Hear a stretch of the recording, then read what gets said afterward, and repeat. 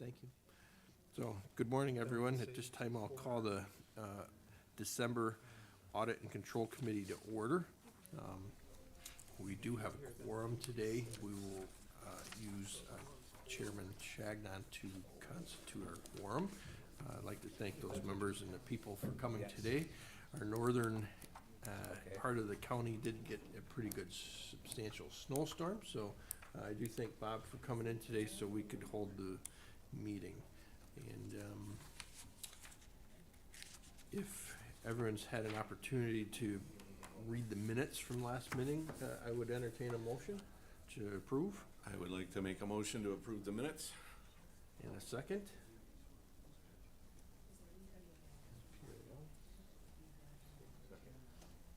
We're discussing. Okay. Well, you know, this used to go so smooth.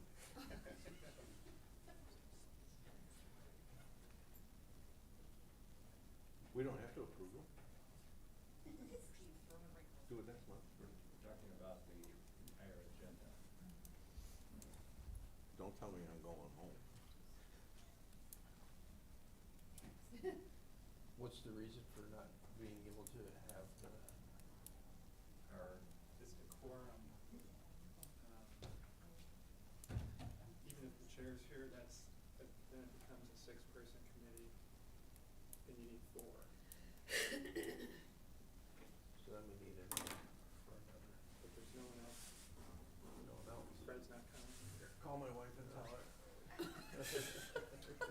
Here, I mean, you can still go through the. Yeah, I know. We just won't vote on it. You can still go through the agenda. And discuss. Yeah, well, we won't say things like we've done this before then, right? But yeah, I think you could still So, notate that, say, 3 people were in favor of Yeah. it. sure, It just Yeah. doesn't, it's not official committee business, that's all. understood. So you know, what does everyone feel? Do you want to continue to do that and to review everything? I'm here at the pleasure of the people. We're here. I think it's important to discuss the Yep. items. Everybody else is here. I've we already can voted on discuss. half of them anyway. Yeah, and we just won't take action and vote. I think getting someone else here isn't an option, so they would have to be a member of the committee. Yep. So that isn't possible, so. Can we swear some of them real quick? So we'll move You forward. missed me, Yes. Okay, so no approval of the minutes. Okay, Oh, so I'd like to withdraw my approval of the minutes. withdrawn. I didn't So, like them anyhow. New order of business. Today, as we go through our proposed resolutions, we will only be in a discussion mode and waive the voting for our full legislature meeting. Privilege of the floor. Is anyone here to speak to the privilege of the floor?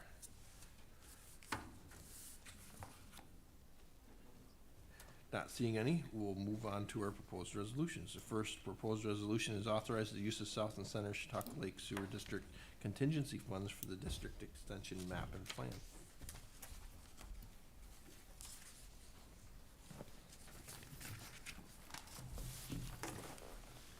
Good morning, Tom Walsh, Director of the South and Center Chautauqua Lake Sewer District. What you have in front of you is to increase the appropriations and account for contractual sanitary sewers. $5,000 is to pay for a map and plan study on the east side of Chautauqua Lake. I should have brought a map so we could clearly see. No pictures?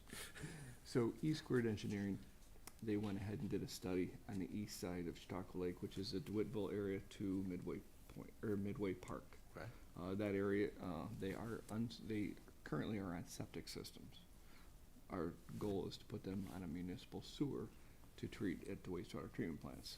East Squared basically looked at this area and how to most efficiently move the sewage to either a North Chautauqua Lake Sewer District, South and Center, build another sewer plant. So they went ahead and did a study, and this $5,000 will put it into a map and plan. that basically brings everything together for a study, and then we'll also be able to use this for sending for grant funds, this mapping plan as well.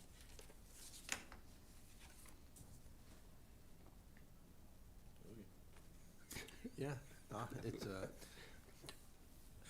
you know, as I've served, I've learned that there's a lot of expense in the planning and preparation of any sort of a system, meaning water, sewer, Yeah, anything like that. and what I've learned to do it right is cost efficient. Yeah. To get into it and start to mishandle doing it the wrong way can really, it's not only in the future expenses to handle it, to correction of it, you know, and just the installation of it. So, yeah, we've seen a lot of this, good engineering. And, Do it right the Mr. first Chairman, because this is a proposed district expense, if the district does go forward, and we receive funding, this expense will be available for inclusion in the funding. For reimbursement. Yeah. And that's kind of what I assumed, you know, there is some upfront costs Yep. that are associated with Yep. some of these things, and, but, you know, the hope is that the project will come to fruition and you'll be able to fund it with funding that you receive, if you receive any, so. Correct. Yep. Which, most of the time you receive the funding, because they wanna see the infrastructure put into place too, Yes. so. Yeah, but this will be our, local share, so we can utilize these funds in that local share part. Any other questions, comments? Okay, thank you. Thank you. Next proposed resolution we will be discussing today is number 2. It's amended 2024 budget to purchase an additional asphalt hot box trailer using funding from the American Rescue Plan Act. Good morning, Tim Carr, Director of Public Facilities. Again, this is just to ARPA funding to be able to purchase another hot box trailer for the Sheridan location, which we have already purchased one for Falconer. And with our existing asphalt truck and, or I'm sorry, the one was for Sherman, but with our existing truck in Falconer, that'll give us one at each location now.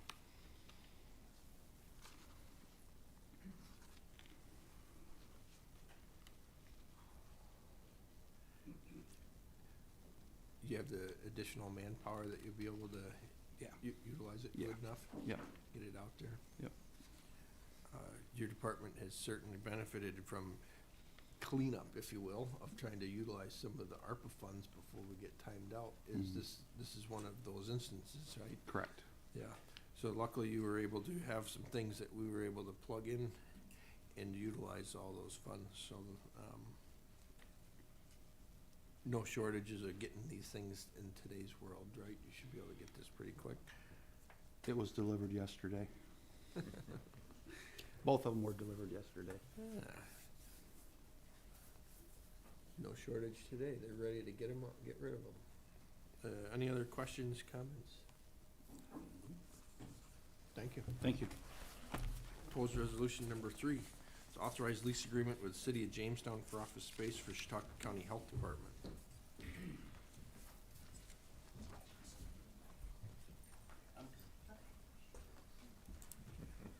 Good morning. Morning. Josh Rothwell, Assistant Deputy Director, Public Facilities, Buildings and Grounds. This resolution is just to allow the county executive to enter into a lease agreement with the City of Jamestown to rent approximately 668 square feet of office space on the 3rd floor. The space will be utilized by our Environmental Health Department. They're going to be working, it's a grant-funded program dealing with lead and lead paint, and they're going to be working hand in hand with officials in Jamestown, from code compliance officers to anyone right on down the line that deals with housing. So it's ideal for them to be located there in City Hall to work with the necessary people involved. And again, it's grant funded. We've got a 5-year lease agreement proposal right now with them, because that's the length of the contracted money from the state. And if that continues to move forward, you know, and it works well at that location, we would just keep continuing that lease. How many people do you intend to utilize that 600, how big is that? Is it how big is the room and how? Yeah, there's 2 rooms, 2 separate rooms. They're combined with a wall. There's a wall and then a door that combines the 2. And right now the floor plan consists of six employees. And I believe the director that's in charge of the lead program will be in and out of there as well as here in Mayville as well. So I believe they're looking at 5 there full time and 1 in and out. Questions, comments? Well, the only thing I can say is at the last discussion, I believe it was said, hopefully this lead is going to be taken care of, so the need will be less and less. Correct. going forward. Yep. So hopefully, maybe even after the term of this lease, Yes. it won't be needed Hmm. if all the corrections have been made. Yeah, it's a good partnership between the city and the county, you know, with state funding. It allows the county and the appropriate people or departments to address the lead situation that we have here in the county. Before it turns into a case with somebody who gets lead poisoning, so. And the expense for this lease is 100% paid by the grant. Correct. Okay. Any other questions, comments? Thank you. Thank you. Proposed resolution number 4 is authorized public hearing for lease agreement of Office Suite 46 at Chautauqua County Jamestown Airport Terminal Building.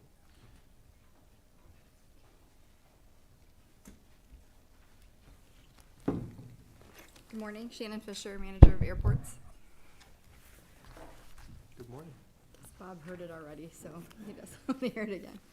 So this is just to authorize a public hearing for, we did a 3-month lease recently to get us to January, to be able to do a 3-year lease for our Okay. tenant. He's been there since before I started, so I think 4 or 5 years already.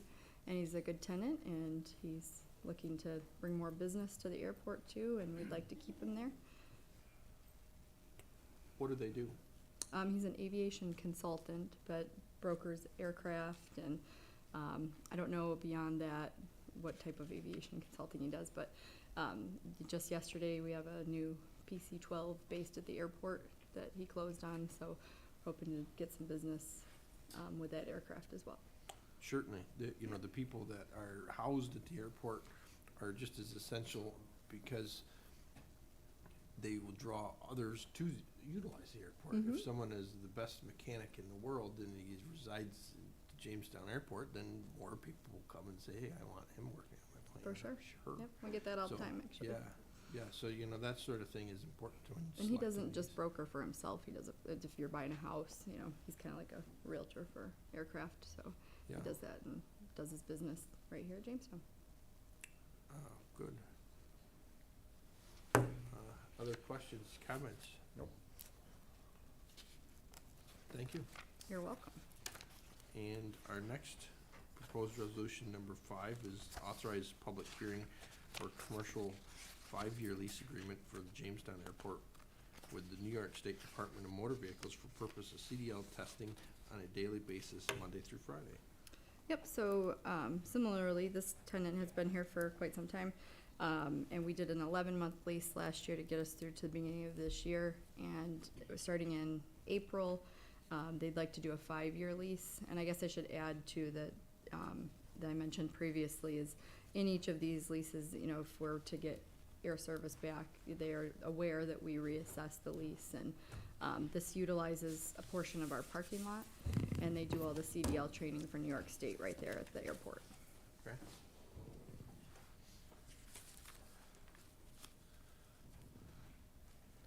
And it's a good use of the parking lot. Mm-hmm.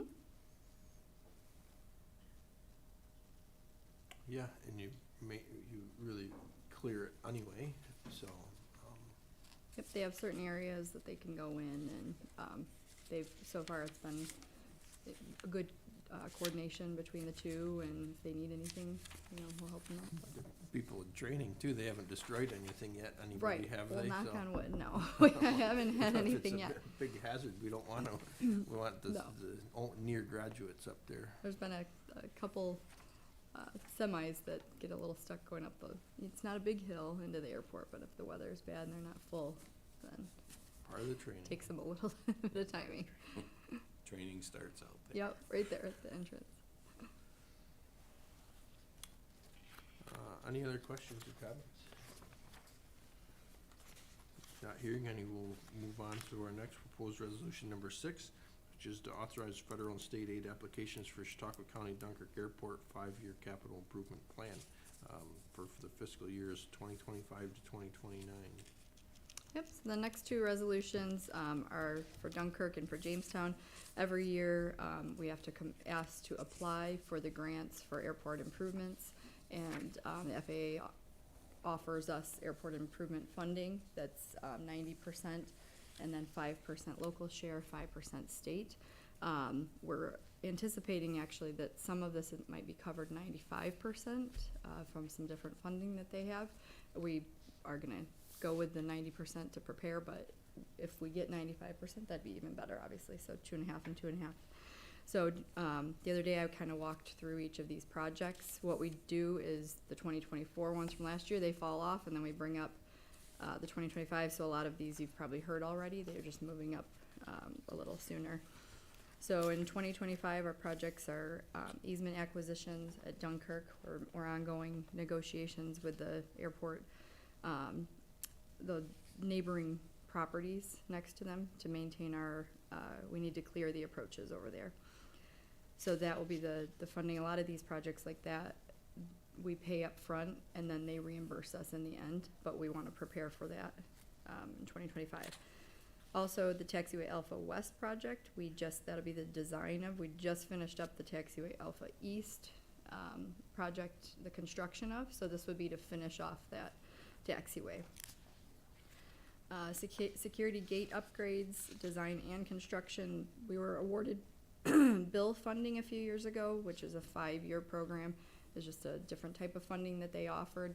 Each of our airports were given $153,000 a year to use. We were able to roll those over, and the security gate upgrades at Dunkirk was one of the projects. Our maintenance we're kind of at a useful life on a couple of our gates there, and we really can't do any more maintenance on one of them. So we're hoping to get those funded in this with those dollars.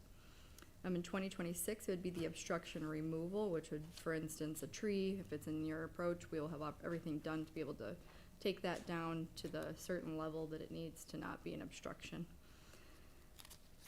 Land acquisition, that's for the runway 1533, so the project we're working on right now is 624. We'll be moving to the other one. We have obstructions on just about every runway over there. Rehabilitate runway 1533, that's just what it says, our crosswind runway, that would be designed for that in 2026. Taxiway Bravo North, we're looking to rehabilitate that and use bill funding for those. And the way that we get to the projects is we have done a pavement management study. I think it was done in 2016. We might have to, update it sooner. But they take those priorities, and then over each year they gradually decrease to get to a spot where the FAA is like, you have to do it, at this time, or else, it compromises safety at your airport. So that is how we get to doing these projects at a certain time frame.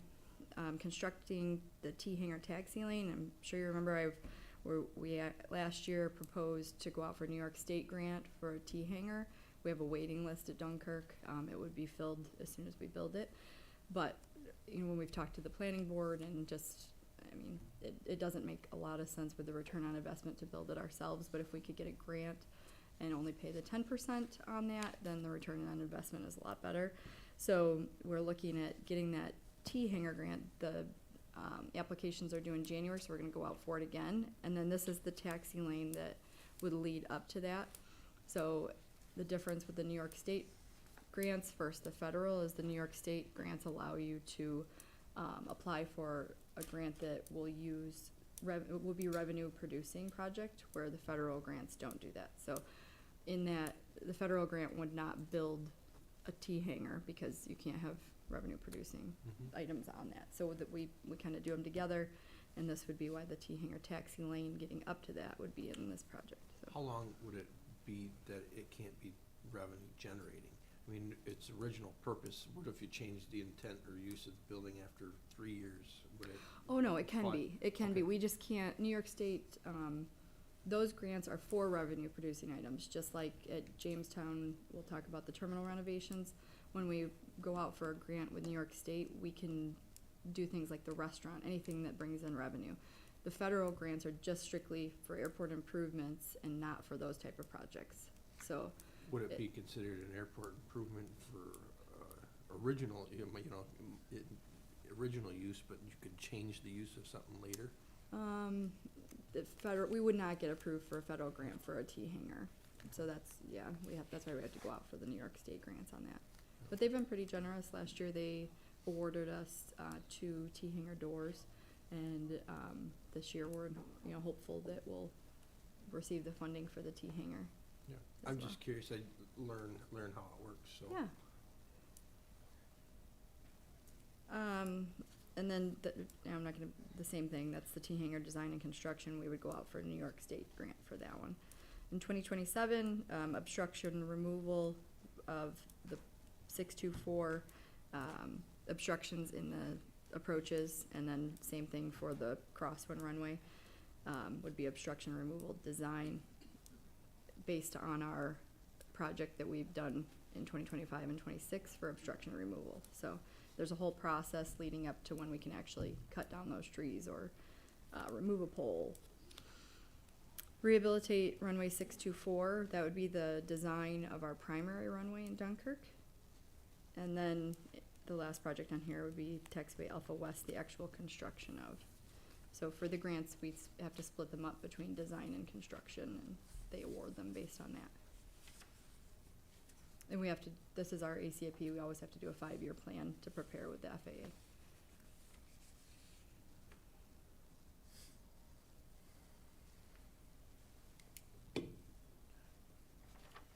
If you redo the runway in 2027, what's the life expectancy of that? They always do Roughly. 20-year life 20 years. expectancy. Yeah, so for instance, when we redid 2 years ago, 2022 at Jamestown, the primary runway there, and then we just had the accident this year, they don't say, hey, you have to do this, but they say you have to make this pavement last for another 18 years. So, which is why, hence we had to redo a portion of that to make it last, because they will not provide a grant before that, but they kind of go off of a 20-year time frame. You're allowed, you obviously you have to maintain it, so it's just the allowable maintenance to it, but. Yep, so we do crack sealing annually, they clean them out, do crack sealing to maintain that. They don't normally fund those things, those are just normal operational costs, Okay. but if they see that we're not doing that, then they will, they may take away grant funding. You know, we've got grant assurances to keep that up and maintained for that 20-year time frame.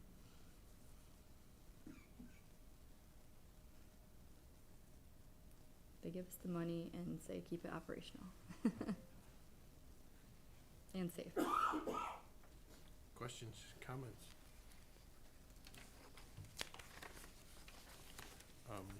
I guess we do have more projects in the back. Do you want me to keep going with 28 and 28, or they will, I see they'll that move there's up to more on the back, but, 2027? You know, they look, there's no need for you to name them off, we can read them. Okay. And we can kind of see if there was anything specific you wanted to mention about any of them. Yeah, I mean, you'll see 2028, I guess, would be, we would hope that maybe there's another opportunity for a New York State grant, and we've proposed a new terminal building or terminal building upgrades in that for Dunkirk. It's getting to be its useful life as well, so Yeah. we're just kind of preparing for the future.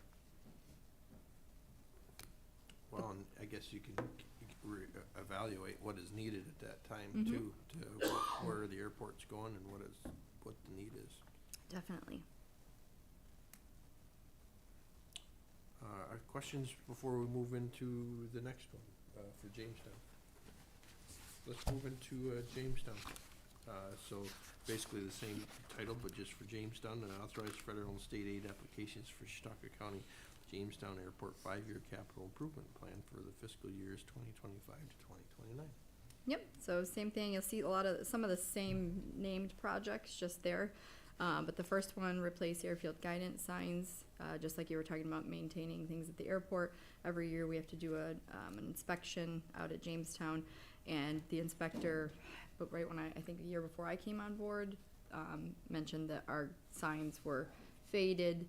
They have a certain level that you can get to before they're like, you really have to do this, and we're there. So this is with bill funding as well. It was a good use of. Hi. I do have a question. Okay. Does that include, not a criticism, just a notice, having our meetings up there for the parks?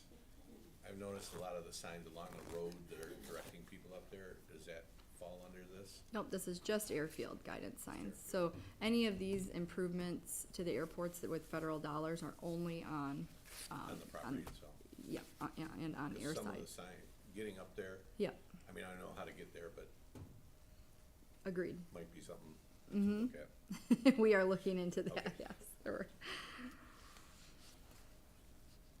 So on and off airport obstructions, we just finished up our EA for the different obstructions around us, and now we're going into the next step where we do appraisals and negotiate with our property owners around Jamestown, and then that will all be part of that on and off airport obstruction removal project.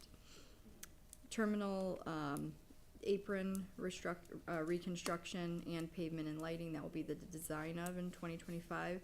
And then hangar L, that's our big hangar up there. We're looking to go out for a New York State grant for improvements on that. I think even before I was here, there were some issues with the paint chipping up there. We still have the issues with the paint chipping because it's not heated on a regular basis. So we were told by the paint companies that really should never have been painted. It should have just stayed at the like what came on in the factory.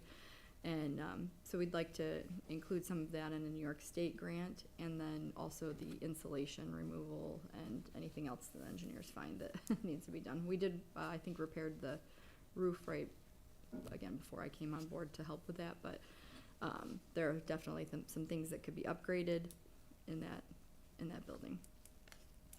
2026 runway 1331 is our crosswind runway, and we were awarded last year the design of that, so that would be the construction of our crosswind runway. And then terminal building renovations, that's what we were discussing. We've been awarded the New York State grant. This is the federal portion of those, so instead of having a half redone terminal, we'd like to have a whole redone terminal. So this would be the other portions, like the public portions, that are not covered under that New York State grant that we were awarded. And then on and off airport obstruction removal, same thing, that's where you go in and cut down the trees. And then terminal apron reconstruction, that would be the construction of, like I said, we're going out for the design this year and then do the construction 2 years later. And then 2028, we're proposing to realign taxiway Delta, and then 2029 realign taxiway Foxtrot. And it's not just because we want to do that. The FAA has guidance that states that you can't just go from a apron area out to the runway. You can't have a direct access. They want that pilot to make a conscious decision to turn. And so part of our grant assurances are to make sure that those are changed, so they have to make a decision. So they're just considered hot spots on your runway and taxiways, and they're a little less safe. So that's to get us to the standards that they recommend.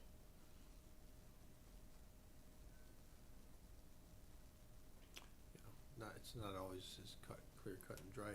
You have to think if there's zero visibility with something or low visibility, a question really for this one and for both of them, anything that we're missing or that's not on the list that should be on the list, any areas of concern that you would have? Years I've sat on things, you get the information of, we really should have done this 20 years ago, or we just continue to not do it or miss it, or not missing anything. I think we do a good job of reassessing this every year. So this is not, you'll see some of these projects change when I come back on an annual basis. So if something happens next year and it becomes more of a priority, we'll push one of these 2026 projects to 2027 and then play around with the funding to try to make it work. because we get a certain amount of entitlement funding and discretionary, and so our engineers help us a lot with that, and we do, I think, a good job at reassessing annually. So if something does come up, we can make that change. But I think we've gone through, and a lot of these are taken right off of our airport layout plan, which is a 20-year plan that we did a couple of years ago, and it lays out phases of projects that need to be done over the next 20 years. So we try to take the highest priority. It's also based on safety with the FAA. If it's a safety project and the priority is high, that makes the priority higher, they're gonna move that one right up the list. And they're gonna tell us, hey, we don't wanna do this terminal renovation project because your apron is really crappy, you know. So they'll move that up and provide us funding for something like that before they would do, you know, something that they don't feel is a safety priority. So.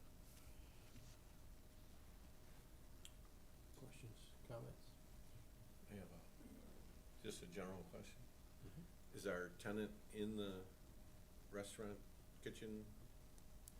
Yeah, I mean, they leased it when we started this, a couple months ago. They're catering right now and not utilizing the space until we receive all of the restaurant, the upgrades that we just did. But they are utilizing it for a secondary catering place, I think, during the They're in there, winter they're time. using it. Yep, they have other stuff in there, and he was up there yesterday, so. But they won't fully go into a restaurant until Right. spring of next year. They still seem pretty excited about it. So. Good. Any other questions for Ms. Fisher? Not hearing any, we'll move on to proposed resolution number 7. This is, 8. Thank you. Number 8 is distribution of mortgage taxes. We didn't have anybody, Pierre made a comment. Nobody, just discuss it. So they might, Anyone have questions or comments related to this? Pretty, Mr. Chairman, I always keep track of how these, the mortgage tax is trending from year to year, from period to period, and looking at the same period of time last year, this is a slight increase. So mortgage taxes are not crashing like we had feared that they might with the increase in interest rates. So it's good news that our mortgage tax is basically sustaining at the same level. Good news. yeah, you know, through the inflation, if you will,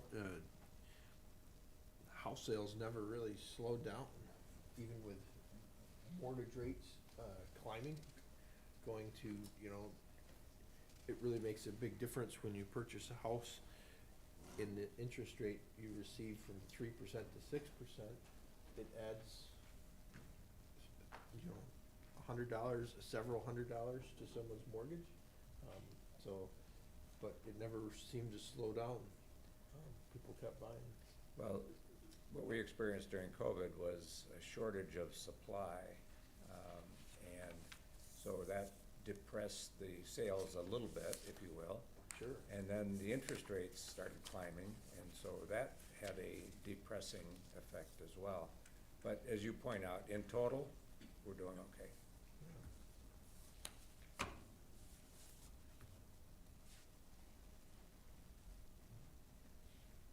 Okay. Any other comments, questions before we move on to the next one? Number 9 is reallocating salary grade for probation assistants, including Spanish-speaking probation officer trainee, including Spanish-speaking probation officer, including Spanish-speaking, and senior probation officer. Good morning, Gilbert Taylor with probation. We're looking for this increase to help with our retention and our recruitment of new probation officers. We did budget this into our 2025 budget. And really, we just really need it at this point to make us more competitive and to entice people to start applying for positions in probation.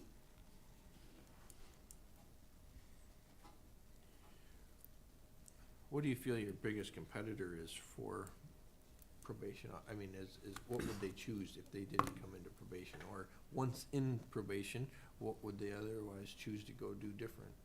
Where do you see that flow? Well, part of the problem with probation, generally across the board in law enforcement, anywhere in New York State, any probation agencies in New York State, is there's a shortage right now.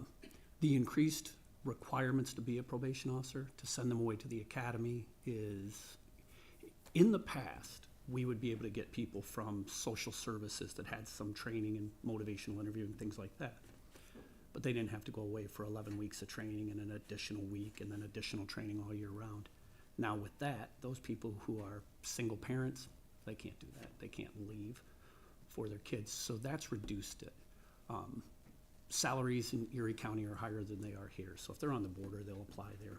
But generally, there's just not people taking the test right now. And I think that has to do with salary, increased responsibilities, probation in general. Our responsibilities have increased every year. New York State puts new rules on us, and we just have to find a way to do it. And yesterday, I brought up the fact that our caseloads are very high for probation officers.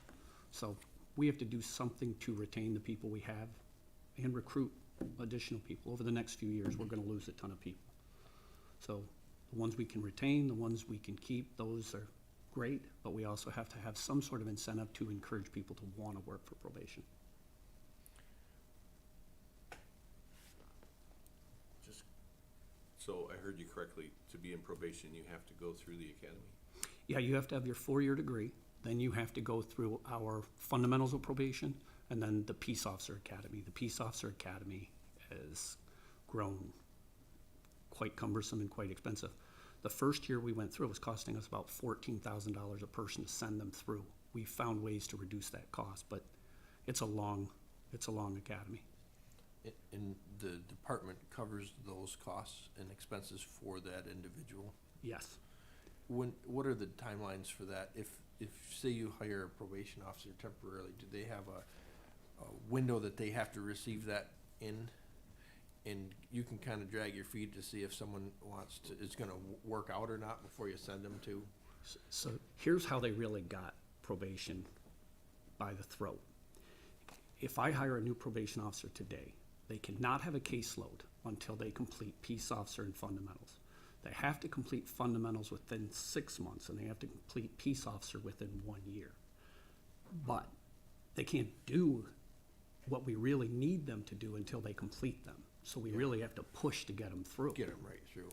Otherwise, they can do some of the secondary jobs, but they cannot have a caseload, they cannot go out and do field work. It really limits what we're allowed to have them do. So you gotta, it really is a good vetting process right up front too, Yeah. to see if you wanna invest in someone. We have to be very selective. But right now, we only had 7 people take the test. Sure. So it's hard to be too selective when Understood. there's no one on the list. Yeah, understood, but. The real plus to the Peace Officer Academy is we've made agreements with Erie County where I'll send one of our probation staff up there to help with training. So our costs for that probation training has significantly dropped. With our own county vehicles driving up, their reduced costs for our training, we've really significantly saved money there. Are those trainings, can they do them throughout the year, or is it an 11-week? The 4-week is one run, and then the other additional 6 to 7 weeks, depending on the academy, Erie County, it'll be 7, is straight through. Straight through? Yeah. So, if it weren't in Erie County, the one we sent to Monroe County, we were paying for a hotel from Sunday through Thursday, and then they'd come home for a few days, which is hard for people. Yeah. Is that paid, the training? Yeah, I mean. through us, they're yeah. being- Yeah.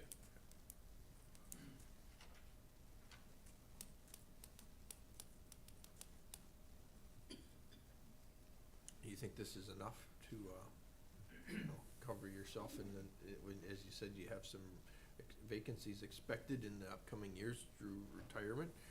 You're gonna have enough people applying? They always seem to kinda cover, but.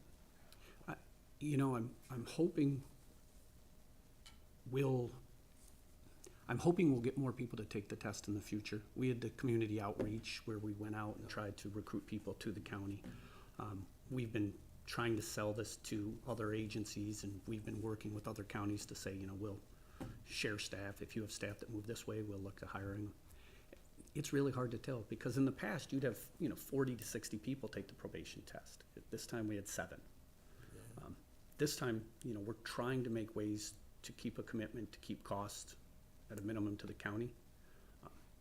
We really need more POs, but we've made commitments, and so we're trying to live with that and do what we need to do. But the numbers have gone way up for probation, and generally, when the public defender and the DA don't know what to do with a person, they end up on probation. If they don't have a real strong case, they end up on probation. So we end up going from, right after COVID, we were at our lowest ever, which was about 850, and right now we're a little over 1,200. And that doesn't include the pretrial release cases that we get, which are another 1,500 to 2,000 a year. Yeah. So this is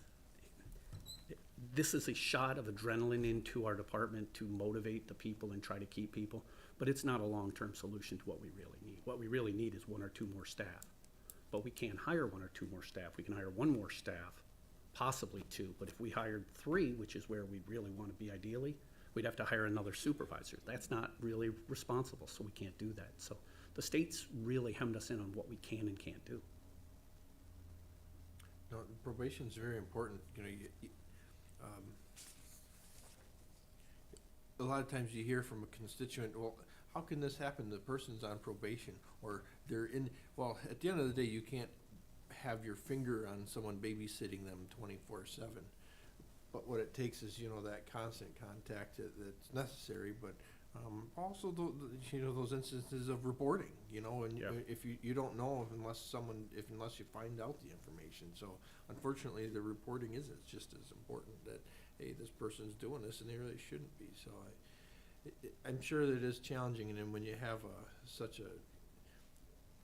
when you have so many cases in limited personnel, but what's the trend going to do? Is it going to continue to rise, or is it going to level off and go the other way? Historically, it will continue to rise. Yeah. At one point, we had 1,600 people on probation in Chautauqua County. So, we had a few more probation officers. Well, we didn't have more probation officers. We had more staff that helped with some of that. But the numbers are going to continue to go up, and we're going to have to realign. Grants kind of tie us up on some things, and, but truth is, our staff are dealing with people for 3 years, 5 years, 10 years. We have sex offenders on for 10 years. We're dealing with these people for 10 years. There's a burnout rate that comes with that. When you're dealing with someone who's done some horrific crimes, there is a point where people are ready to leave, and they do leave. We had 2 people leave and go to the treatment courts last year. We had another person leave in the last 2 years that went to start their own business. So people do leave. We have another person that's going to be leaving this year to go to another county in downstate or upstate, whichever it is. And then we have 2 to 3 people retiring this year. So, naturally through attrition, you lose people. That I understand, but it's harder to keep people that can go other places, make more money, and have less stress. Yeah.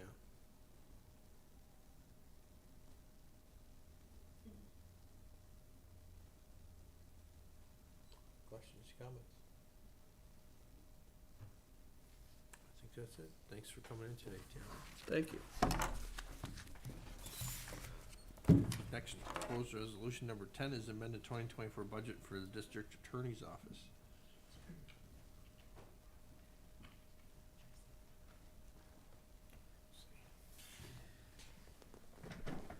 Good morning, Sam Zaffoto, Deputy Director of Finance, here for the District Attorney's Office. They send their regrets with the weather this morning. I did offer to present this for them instead of them traveling in. It's a pretty straightforward budget amendment. This is the use of discovery reform grant funding we've been made aware of to cover some expenses that have exceeded our initial expectations related to some computer software and evidence storage fees that we had. So this is grant funded and basically budget neutral.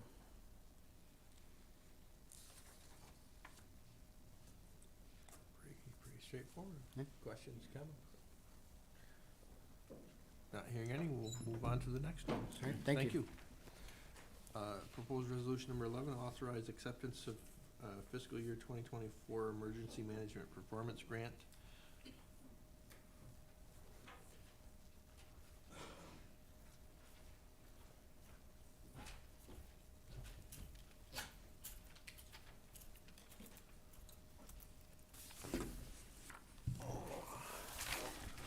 Morning, Noel Gutman, Director of Emergency Services.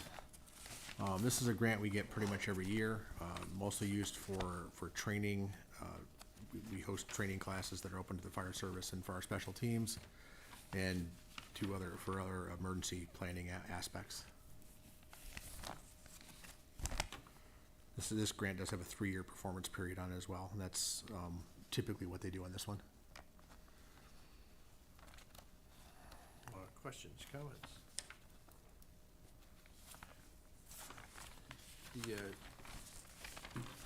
Does your training costs vary from year to year much in this particular area depending on?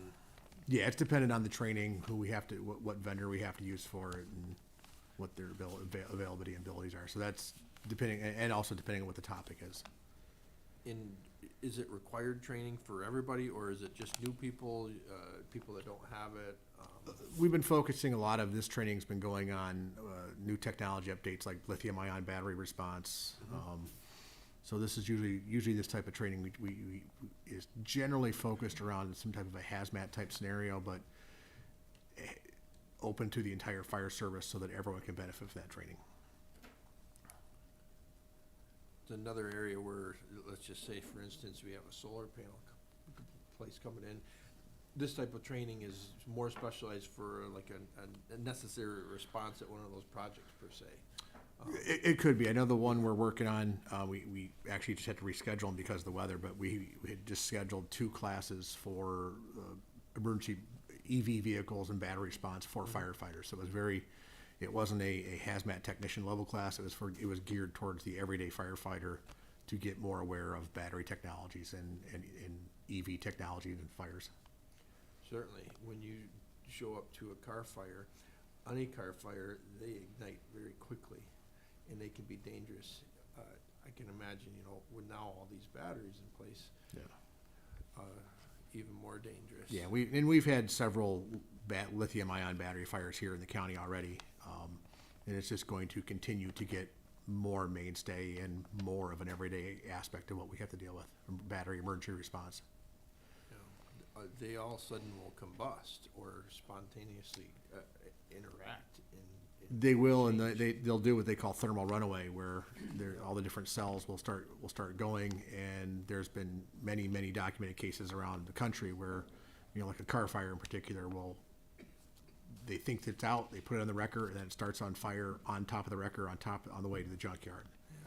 So it's a new way of firefighting and emergency response that we have to learn and keep up with the technology.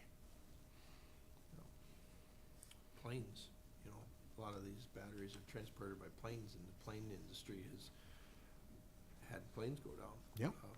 This is a big culprit of plane fires, and so the whole battery world and the battery technology is going to keep evolving for us, and we have to keep staying on top of it. So that's been a focus of a lot of our trainings lately. well, at least it's not put onto the counties to pay for all this too. At least one thing is we are receiving the grant funding to do it. And New York State has come up with one of their free awareness level classes that's available in person and online for our firefighters. So, the state is trying to step up to some degree as well. Good. Any other questions, comments? Thank you. And we'll move on to the next proposed resolution, which is number 12, is authorized acceptance of fiscal year 2024 State Homeland Security Program. Again, this is more yearly federal funding that we get. This is, again, has a 3-year performance period. This particular, some of the items we're looking to maintain with this is our incident management software, which is our I Am Responding software, which is in use by every fire department, several of our law enforcement partners, and the county fire service would be crippled without this software at this point, the way we rely on it. And also some of our emergency management software that we use, DLAN, for other things. And then we're also looking at updating and adding our different type of personal radiation detectors and gas monitors that are in use for our hazmat teams and deployable to our other 40 fire departments. The I Am Responding app has really improved the way the service works and Oh, greatly. Yeah, it would be very difficult to maintain our status quo without that software that we use now. You know, in 10 years ago, it wasn't around. So, you know, so it's just interesting how once technology is implemented, it changes and then also becomes a necessity to continue. Yeah, our dispatch center relies on it. Every fire department relies on it. It's a very functional and needed aspect of our emergency services as a whole in the entire county. So, Do we have a backup?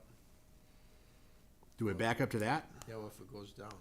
I've never had to have one. There's other systems out there, but we don't have those other systems. Just curious, you know, what if you just said it was necessary. It's- What if it, clunks out, the system still works, we can revert back to, The system's a pretty robust system that would be up and running there. It's like any other technology. They have a pretty solid IT base for it. The only Achilles heel to it would be just internet connectivity.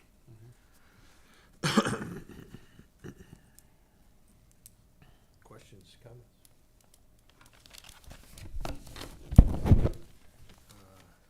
Not hearing any, we'll move on to the next one.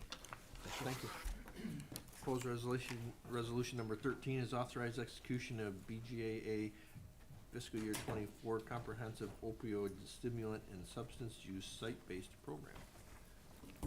Boy, Easy what a for you to say. mouthful. Yeah, I guess so. I want you to Sheriff, repeat it, please. Sheriff Jim Quattrone. This resolution is to approval of the COSIP grant. That's how we will say it. This is the second time we've been able to get this grant. This helps fund our CARES program, which includes a corrections officer who runs the IGNITE program, a CASAC counselor that works in the jail, as well as our administrator for the CARES program in the hub, and a part-time peer advocate. The grant is for $1.3 million over a 3-year period, which was the maximum amount that the federal government was awarding under this grant program. It has been included in our 2024-2025 budget.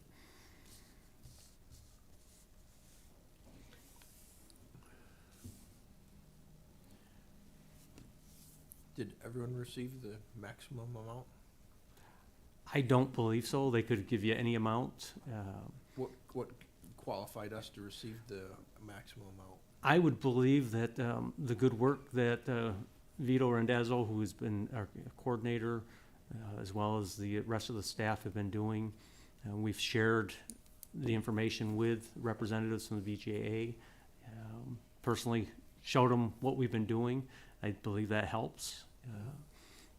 Quite frankly, the first 3 years we struggled with getting it off the ground, and that was just getting things organized. We had to go back and ask for an extension on the first grant, which was a little worrisome because we were trying to get the second grant of that, but they were appreciative and want to see the work moving forward. Sheriff, did the firm that the county utilizes in Washington to assist us in pursuing federal grants, McAllister and Quinn, they assisted with this one, right? Yes, they assisted with writing this grant with the assistance of our fiscal manager, Riley Enlow, as well as Vito and Steve Kilburn. So it was a joint effort. The first grant, Steve Kilburn and Jennifer Swan prepared and submitted. So I think this might have been a little easier having somebody, an expert grant writer. I would say Steve is probably as close in this county as we have to be an expert with that. He's done a great job. But the firm, I don't have the name of the firm. You just mentioned it, Pierre, but.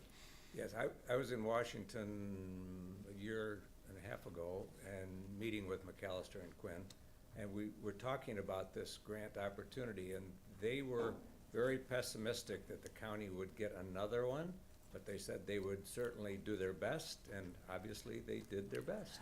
Quite, yes, and it does help, and sometimes it is the people that you know, and I have the opportunity to twice a year meet with Carlton Moore and Ruby Kazabash, who both work for BJA and oversee the grants. So that's why I was able to show them the work that was being done personally. And hopefully they were advocating for us as well. But really the credit goes to the people that are on the ground here and giving 110% every day to get this program running. And we're seeing the numbers increase. And hopefully what we'll see is numbers increase that are using these services and the numbers decreasing who are coming into the jail on a repeated basis. Sheriff, the reason I point that out is that this was not a slam dunk that we were gonna get this renewal.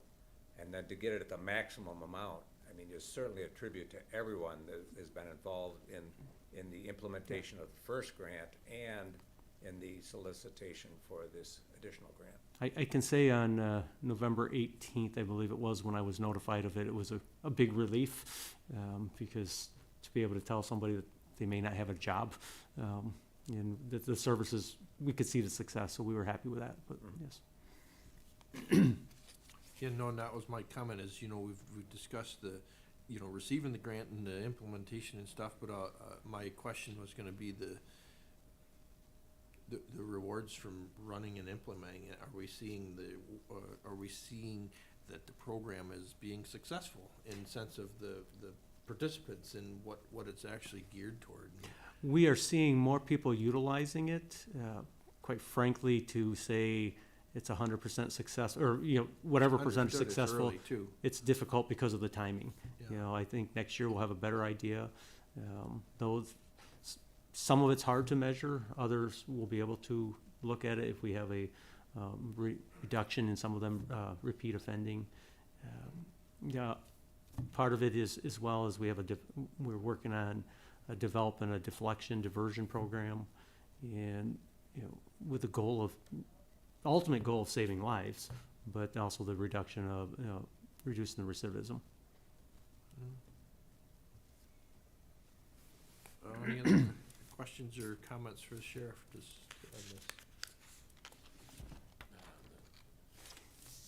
Not hearing any on this, we'll move on to our next proposed resolution, which is number 14. It's to authorize execution in New York office and Homeland Security funding grant operation Stone Garden fiscal year 24. This has been a long-going grant that we received. This is for enhanced patrols along the Lake Erie northern border, and it covers our overtime and fringe benefits as well as equipment. This year was a mobile license plate reader we were able to acquire, and then it covers fuel and mileage costs. This grant is for $92,430, and it was included in our 2024 and 2025 budget.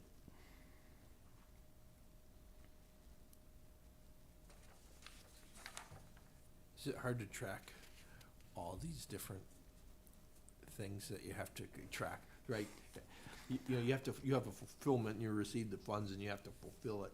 I mean, at what point is it where it's just hard to continually track and make sure you're doing what you need to? And If it was just me doing this, yes, it would be hard to track. To be honest with you, I was looking back at Mrs. Swan, who used to track these for us. Sure. And Riley does a lot of that work. But with this one, we'll put somebody in charge of it, a deputy or sergeant in charge of this that helps coordinate and communicate with our fiscal manager, and they do a good job of maintaining. And quite frankly, we get reminders as well from the federal government, those who give us the grants, letting us know when they're due, and if we're late, they let us know that too. So, any other questions, comments? Not hearing any, we'll move on to our next proposed resolution, number 15, is to authorize execution in New York State Office of Homeland Security's State Law Enforcement Terrorism Prevention Program Grant fiscal year 24. yes. Again, another grant that we've received for several years. This time, it's for $59,750. This covers part of a pay and fringe for our interoperability coordinator, as well as with this year grant, it's paying for half of a payment on the communications vehicle. The other half was paid out of the fiscal year 2023 grant. Questions, comments?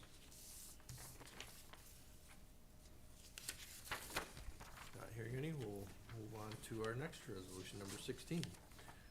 16 is to authorize execution of agreement with New York State Unified Court System 8th Judicial District for court security. Yeah, again, this contract is working with the Office of Court Administration to provide court security for the 2 campuses here in the Jurassic Office Building, as well as across on Academy Street. It covers all of our costs for our lieutenant and our sergeant, as well as the many part-time deputies that provide security. They're the ones that you get to see when you come through the front door of the building. Does this cover equipment also to Some equipment, yes, it covers the uniforms and some of their equipment. How about computers or detection equipment, anything like that? The detection, the scanners that are downstairs is covered by OCA. And so it does cover, I don't believe we lose any money on this. Sometimes it is a headache to deal with the state, every year. So as you look at this grant, or this contract, every year we reevaluate and give a list to the state of all the officers, the positions, their salaries, so we can, next year it might bump up a little bit, but overall it's a 5-year grant, or a contract that we review each year to make sure the costs are being covered. The officers in this division, they're part of a bargaining unit? They are 6322, I believe. So Most of them are out of a different bargaining unit from the county? I mean, most of them are retired and. yeah, so our 2 full-time, our lieutenant and our sergeant. So the lieutenant's in the deputy sheriff's supervisors union. The sergeant's in the deputy sheriff's DSAC, and then all the part-time. So the majority of them are in the 6322. The majority are, probably all but 3 are retired officers from around the county. Mhm. So Questions, comments? Not hearing any, we'll move on to our next proposed resolution, number 17, which is to authorize execution of New York State Governor's Traffic Safety Committee grant for the police traffic services programs for the fiscal year of 2025. this is a yearly grant that we apply for to assist us in enhanced traffic control, not just control, but enforcement. And there is a month they'd like us to focus on seatbelt violations, but we look at the problem areas around the county, analyze that, and then try to put extra patrols out on those areas where there's increased crashes around the county. Are you reviewing those places for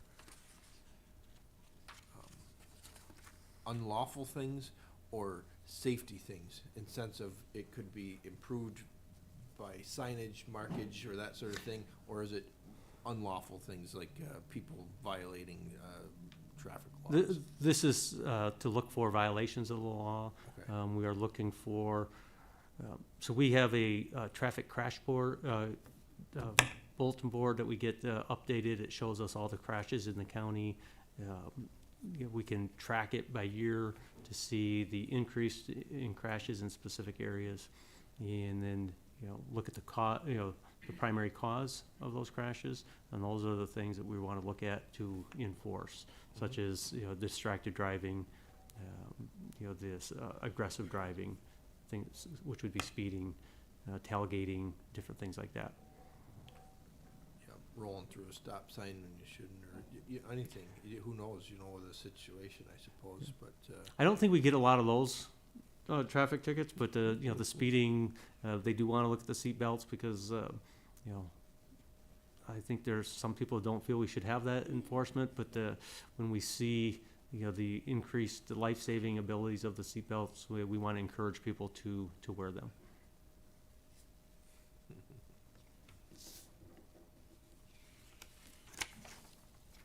I will say, as you mentioned about the signage, we do have a traffic safety board that we meet quarterly, and those types of items will come up if we're seeing lack of signage or whatever.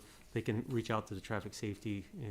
We have people from state highway, local highway, county highway, so we can have a direct contact with them to get those.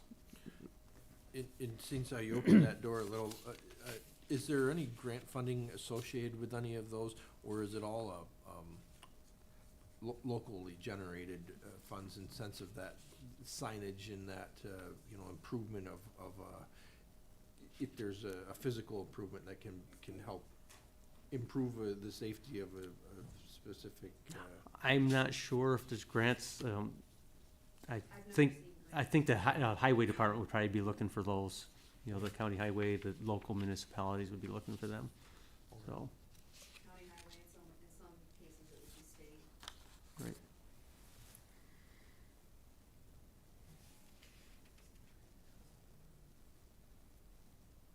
Any other questions or comments? Move on to number 18, which is authorized agreement with Chautauqua Lake Central School for trial program with regular police presence at the school district buildings for the fiscal year 2025. Yes, this contract is with Chautauqua Lake Central School to have an officer stop in throughout the week, not necessarily on a regular basis. It's a regular basis, but not a specific time period. So we don't always know when that's going to happen. It's taken the place of a school resource officer that the school hasn't budgeted for and hasn't requested. They're trying to get the school familiar with the officers, so we have a handful of officers that are regularly stopping in there, and that the school reimburses the sheriff's office for that hourly or a couple hours while they're there.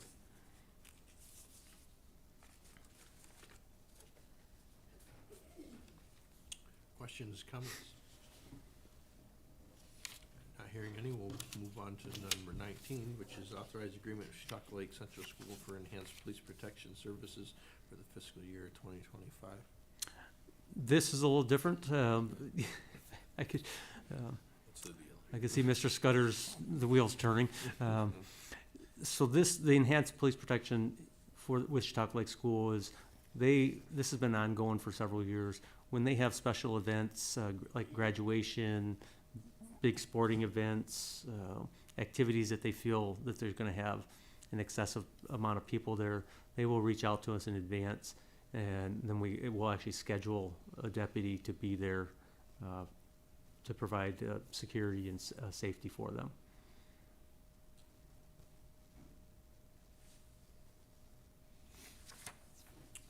Good answer. With this, do you do this with any other district? We do not. As far as I know, we haven't had any of those requests. It does get, we used to have quite a few part-time deputies, and it made it a little easier to schedule. Currently, we have, I believe, one part-time deputy working on the patrol side, which has created some difficulties in following through even with any of our enhanced police protection because of the part-time. So, with those jurisdictions or schools that we have those agreements with, they are understanding that we are doing as much as we can to fulfill those contracts. But, until we can get some people hired, in, part-time officers are difficult to hire right now because there's so many full-time positions that are open that, they're getting hired quickly as they come out of the academy. Do you get in a position where you have to pay someone overtime sometimes for this? Like, let's just say you can't fill that, you can't go to their game on Friday night. Can you put a call out and say, will anyone come in on this assignment and cover this? Yeah, we can do overtime. We prefer not to because, Understood. where we have, the overtime is where we, with our transports. Yeah. But that's, not part of the contract. We haven't had that issue with this. And partly is they give us enough notice, be able with the to- programs that we can schedule accordingly. Just as it's a neat hybrid system, I suppose, and I'm surprised more schools haven't wanted to do something like this. Some of those things that they want the extra protection for could be those extra events where you're drawing in more public than, you know, on a bigger, holiday concert or something, or something like that, where more So- people are coming. We have several SROs in the county, and then some school districts who don't have SROs have the school safety advisor that helps with that. So there's kind of a mix around the county right now, to provide safety and security services within the school districts. Any other questions, comments? Thank you. Thank you. Proposed resolution number 20 is the amended Chautauqua County Department of Mental Hygiene and Social Services 2024 budget for increased safety net costs.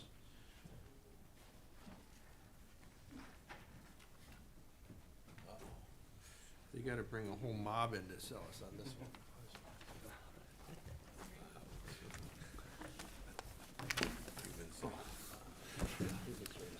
Blake Ehrig, Director of Administrative Services. Diana Songer, Deputy Director of Finance for Human Services. Good morning, John Anderson, Deputy Commissioner, Social Services. So this resolution before you is to amend the 2024 budget for the increased safety net costs. We've been discussing this, really seems like 18 months now, but we are here requesting an increase to the contractuals of $2 million with using $1.2 million of fund balance. And Mr. Chairman, this resolution was amended at Human Services Committee last night and removing the third whereas from the resolution. That's correct. It was miraculously instilled into the resolution of some unknown nature, so. Yes. I'm a numbers guy and never claimed to be a resolution guy, so, yeah. Writer guy, Yeah, not a numbers guy. yeah. Questions, comments? We knew what was coming. Yep. So, a question I didn't have, all in, what are we at this year? I want to say 11,250,000. I want to say that would be the total after this amendment. And what did we budget for? Originally, 6.75. So, So 2.5 plus 2, so yeah, additional 4.5. yeah, it's just, we knew last year when we were budgeting for this that we were going to probably miss the mark, but we didn't want to increase it a substantial amount with not knowing exactly what that miss might be, and knowing that we would be able to utilize some of our fund balance funds. I don't know that any of us would have assumed that we would have had to almost double it. No. Really, when you look at what's the percentage on that? I mean, it's 40%? 40-some percent. Yeah. Right? That's a lot. Yes. And it's a area of high concern because is it going to continue?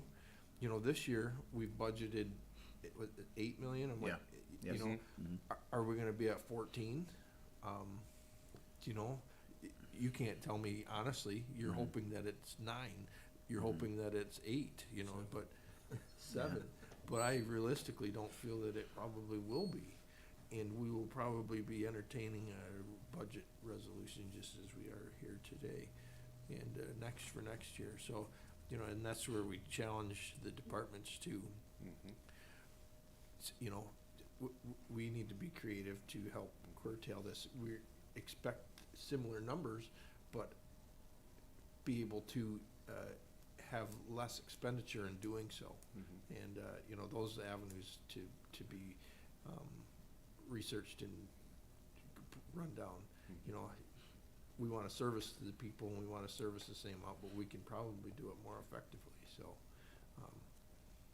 you know, hopefully we can do that. And I know that there's some things and efforts that are being brought forward Yes. that will help us do that. So,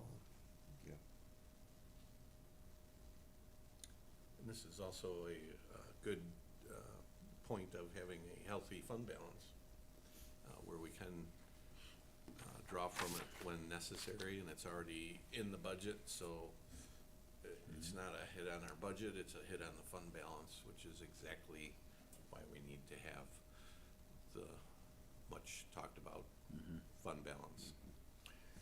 and exactly right. And to that point, when you're discussing that, this is a large number. And so if we had increased our budget for the year 2024, $6 million, what would that have done to the tax rate, the tax cap? What would it have done to our other potentials? You know, there's certain areas of the budget, if you go over the tax cap, you don't receive the funding for other departments, so you know, you potential to lose 700,000 in that, if I recall.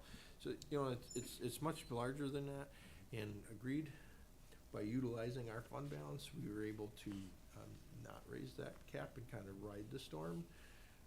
But for proper budgeting techniques, one should be proper, and we are not. And so, you know, how long do you ride that out as well? And so at some point, where do you actually bring up that actual budget number and close that? You know, when you miss a goal by 40%, that's pretty significant when it's this big of a budget. And if you continually do that, then we aren't budgeting properly. So we need to adjust one way or the other. It's hard when you have a target that's hard to hit, and I get that, and that's why we're in this position. And we did increase it, as you mentioned, in 2025, so. Yeah. So we are trying to get closer, you know. Trying, yeah. And it is an unpredictable number, and I don't think if we sat here this time last year, we would have guessed this number, honestly, so. No, I don't think this. Yeah, this was, But I'm, what do I wanna say? Not confident, but, I appreciate that we addressed it this year in the budget. The year before, we sorta, I don't wanna say took a wait and see attitude, but we did address it, We did. this year for the 2025 budget, so hopefully, we'll see. Yeah. Yeah, hopefully that the effects of some of the other cost-saving maneuvers will help. And that's the only thing that we can do to help curtail this, because at the end of the day, the services that are being provided are necessary. And that, you know, but, you know,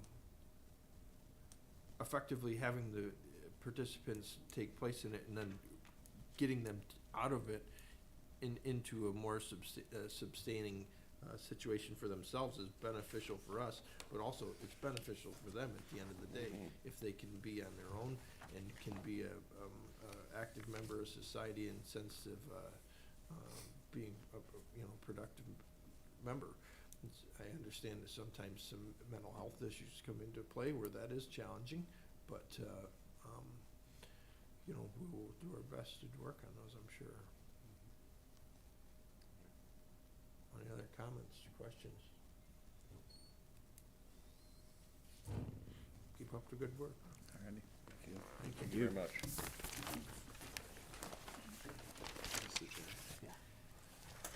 Our last proposed resolution today is to amend the 2025 budget for snowmobile trail development and maintenance grant.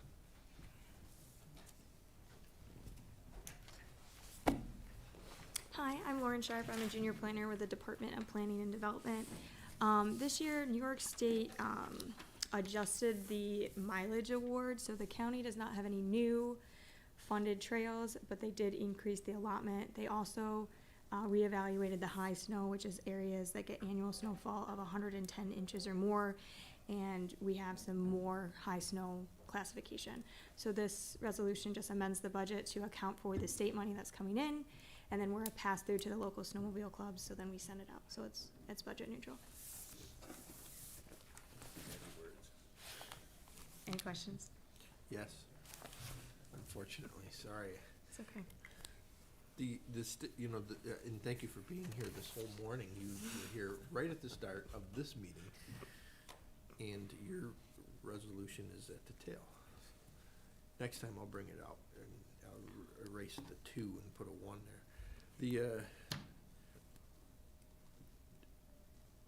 This, obviously, my question relates to, obviously, the utilization of the snowmobile trails. A lot of people say, we put a lot of money into these trails, which is great, but it's, the utilization is really weather dependent. Obviously, we have the snow now, but the trails can't be open because it's hunting season.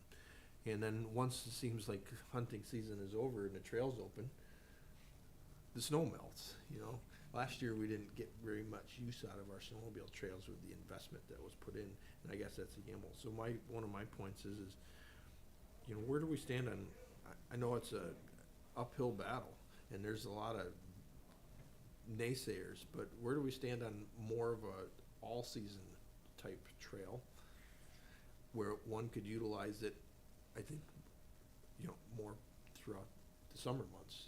I think you're apt to be able to utilize trails more during the summer months. Now, that's a tough situation, and I'm sorry I had to bring it in onto this particular one, but, So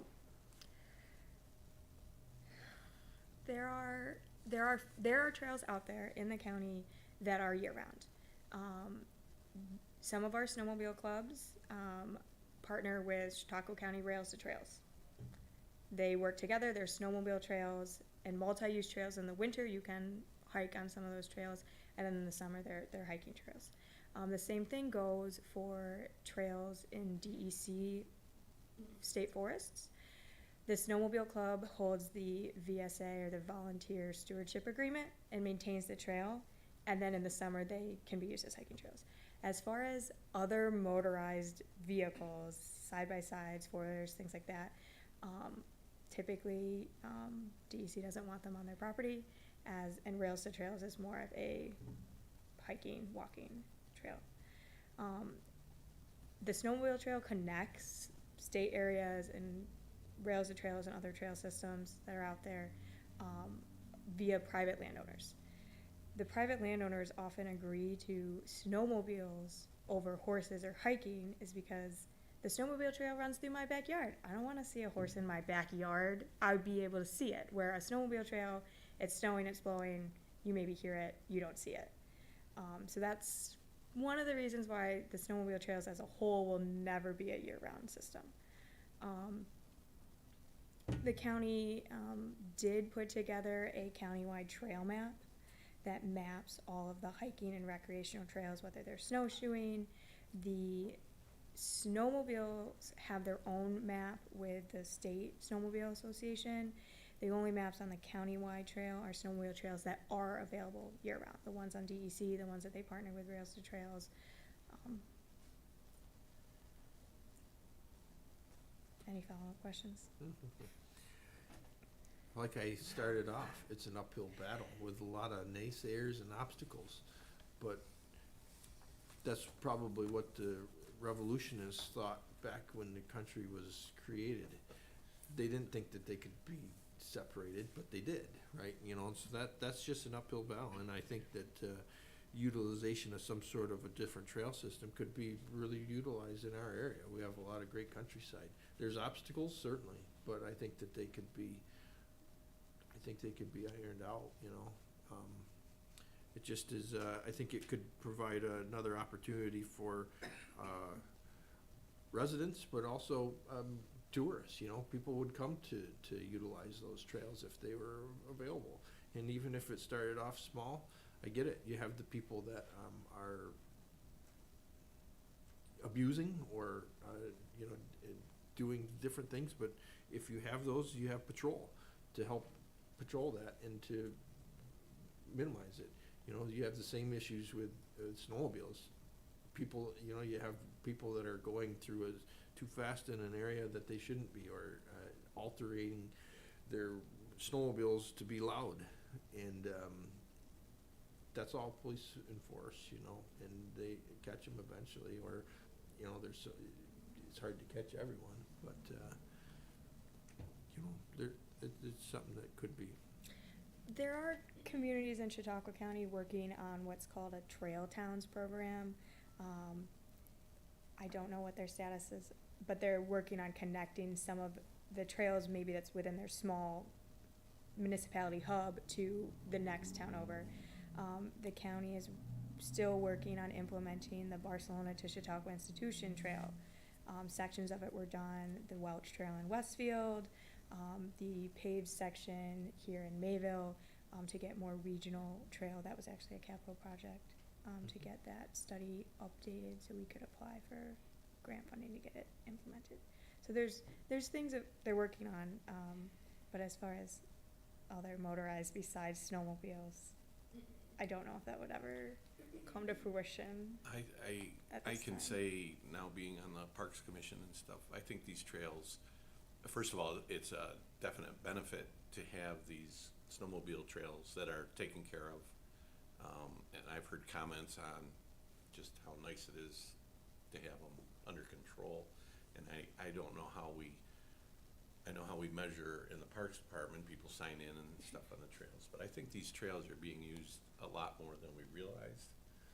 And again, it's definitely not a detriment to have these snowmobile trails, so it is, it's a good thing, And even on the off season. So. Yeah, the money that comes in for snowmobiles is based on registration from snowmobiles.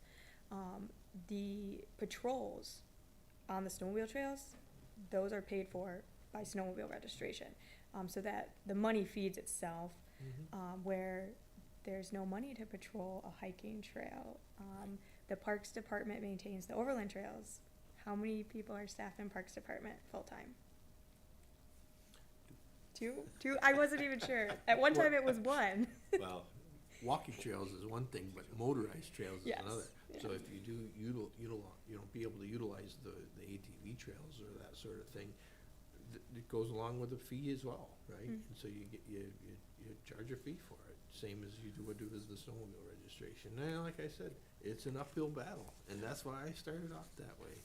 But and we all know there's a lot less damage to the well, you have to have regulations. surface when Yeah. there's 2 feet of snow on it than And you have to be creative of being able to, obviously you aren't gonna run right through the middle of a field there's no crops on it, so you have to there's plenty of room around the edges. obvious Can't to be you and open, me. can't be open on days that it's, that it's like springtime or fall time where it's muddy. I mean, there's That's certain obvious rules, to you but, and me. and understood, but that's Don't why say it's that again. controlled.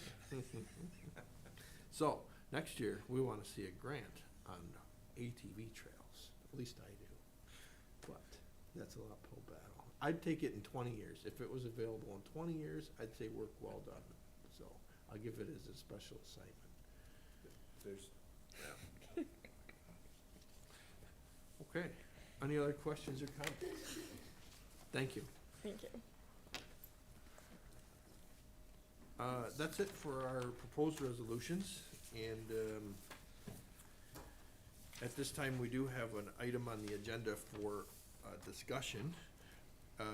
Obviously, with our current situation of not having too many discussees, will open it so that if we do wanna discuss some of it or observe, anything that the ones that are here noticed, then we can discuss that.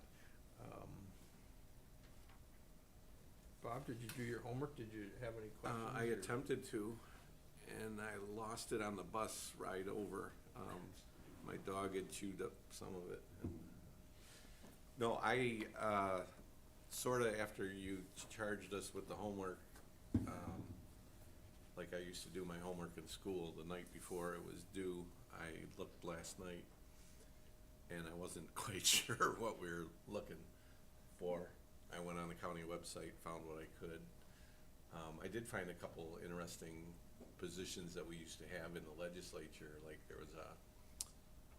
we had a staff member who guided us on policy and finance and stuff that we don't have anymore, I don't believe. It was in place when I was here, so that would be something to look at. I struggled with this homework assignment because I felt it was brought up to make a point to make a certain group, I'll say, look bad. I thought it was brought up kind of flippantly,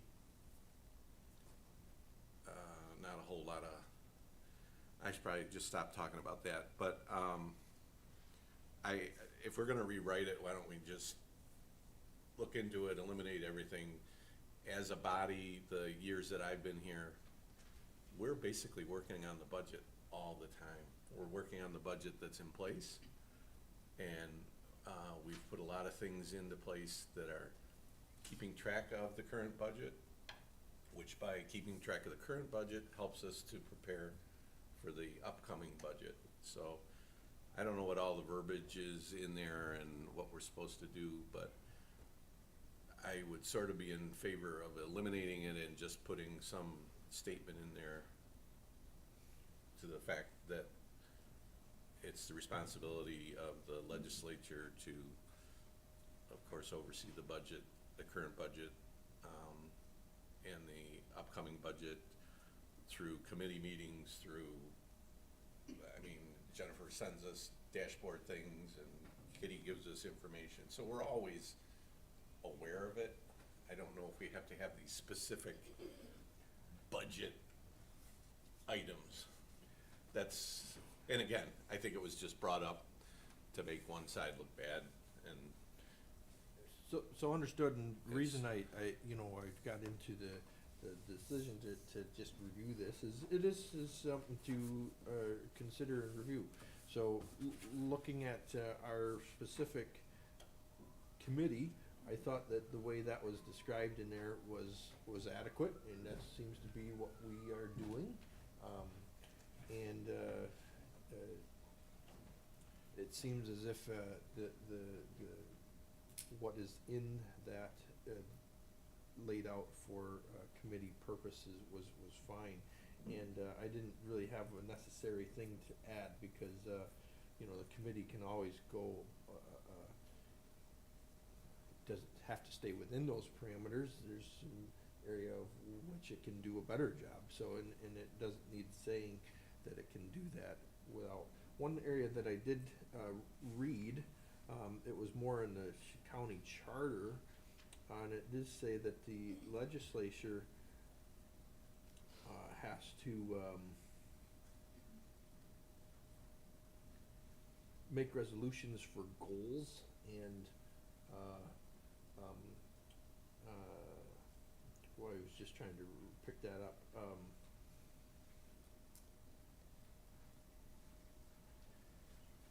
Mr. Chairman, I know where you're going with that, and I understand that very well. I would like to point out that last month, the legislature formed a Charter and Code Review Commission to review the charter and code and make recommendations to the legislature on any changes, additions, deletions, modifications. So that commission is tasked with completing that assignment by mid-year next year. So they are going to be working on that. There are 3 members of that commission that are in the room with us right now: Steve Abdallah, Kitty Crow, and Deb McCoskey. So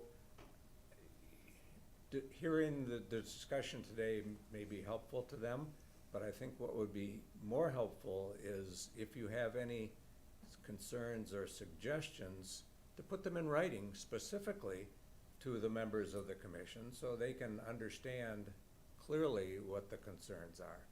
And I will just suggest that when you look at the charter and code, the charter and code uses terms like shall and may.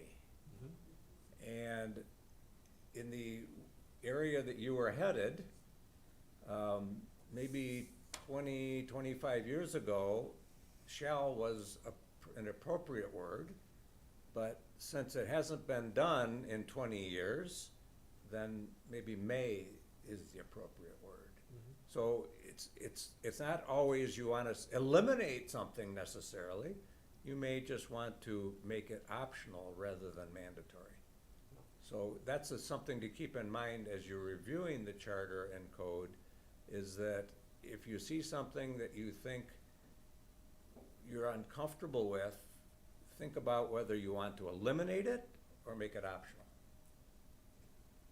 Yeah, you know, and the point of the discussion was you know, it's just a checks and balances for the committee, really, to make sure that the committee was being productive and following what it needed to. But also, it is an opportunity to discuss the charter and its execution of committee assignments too. You know, where would those said goals and that orchestrate from? It would probably stem from different various committees, you know, and if this committee wanted to put forth a goal, it could do so if it wanted. And if we may do it. Yes. And When I first took office. shall we? I don't know. When you said about the goals and stuff, when I first got in, the Republicans would, at the beginning of the year, lay out their goals and objectives. Remember that? And then the Democrats would have theirs. I don't think we did it by resolution, but it was, I don't know if we were answering to the media or whatever, but, you know, here's all these things we were gonna do, and here's all these things they were gonna do.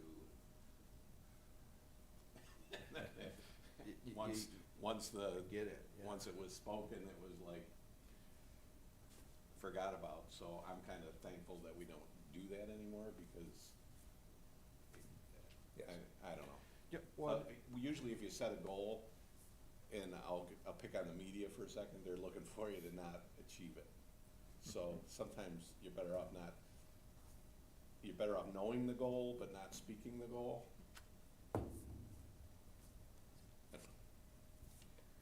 Food for thought. Yeah. And maybe that's where some of that came from, because it was a goal. It was, you know, to announce your goals, so maybe they were trying to satisfy that part by doing that. I don't know. That's good. I wrote down shall and may. Very good. And I got my Sharpie. Well, I'll read, like I said, told Olivia, we'll put it on the agenda for next month, because maybe people didn't come because they didn't get their homework done. But I still went to school. yeah, I suppose you just got the F. But you know, I think it's important that we review it and do our due diligence. Now, one area that is a little hard, like we discussed last month, just prematurely, is our resolutions, and how do we track those resolutions that are still there, that could be changed or negated. And so that is a more mundane task. Did you hear about this? So how would we identify those resolutions that really should be modified, that you know, how do we catch those? How do we know what those are? Something that was established 30 years ago. 30, Well, I'm 50? aware of one that I will send you. Okay. But, you know, Kitty has identified one or several that were adopted a long time ago and are no longer appropriate, but they're still in effect as resolutions. So, you know, part of the charge, I mean, it was just a minimal, it was gonna spur some discussion through this, that there's a lot of those resolutions that are out there. And, you know, and if someone really wanted to get nitty gritty, but it is the responsibility of a government body to correct that and clean it up, because, There's it's a no task way, that- there's no way for us to, as legislators, to know all the resolutions Understood. that are Understood. in the books. Well, agreed. I mean, I think, you know, there's gonna be some resolutions out there, like you're saying, that, but in many cases, there may be a later resolution, although it maybe did not specifically rescind the prior one, it would be deemed to have that intent because it's now addressing whatever the topic is in a different way. So the old resolution would be, if there were ever a question, be pretty much deemed null and void, or superseded at least. Proceeded. Yeah, I mean, but, I mean, take the state and federal government, I mean, their regulations and statutes, you better believe there's just tons of stuff in there that just is no longer appropriate or applied or enforced, but the task of actually going in and trying to clean it all up would be beyond resources. But I think certainly here, if a resolution pops up that's noticed, where it's like, that's inconsistent with our current practice, we're not aware of any resolution that came later that specifically superseded it, you know, maybe you wanna do something about that. Should address that. But, one aspect is, you know, the budget itself can almost act as a superseding, action in terms of, there may be some resolution that established a program, says we will do this, we will do that, but a later budget stops funding it. That's pretty much been superseded because it's a resolution over another resolution. I mean, where you do have some issue, a bigger issue is if something's a local law, then a resolution can't supersede a local law. So it's not just resolutions, local laws, there could be some from the 1950s, but those are easier to see because there's less of them.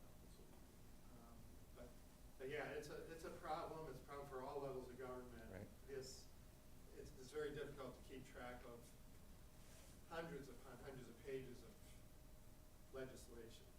Well, I'll just go on record, I've been here 15 years, and I know every resolution that's been passed. And there's examples show up in the media periodically where in some jurisdiction, it's still illegal to spit on the sidewalk. Yes. In some jurisdictions, it's still illegal to grow a beard. I mean, at a point in time, that may have been appropriate, but they just never rescinded it or modified it. Doesn't mean that it's appropriate anymore, but I think that,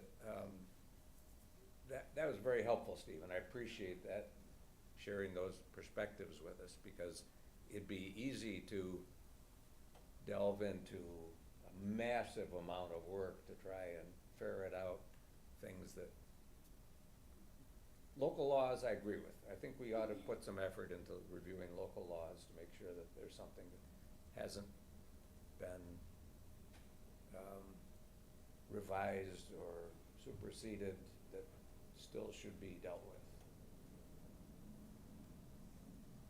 And then, again, it's not that you would be wanting to look for excuses, so to speak, but with regard to some resolutions, there are those that, there's limits to how much one legislature can bind a future legislature. And so, especially if it's something that's,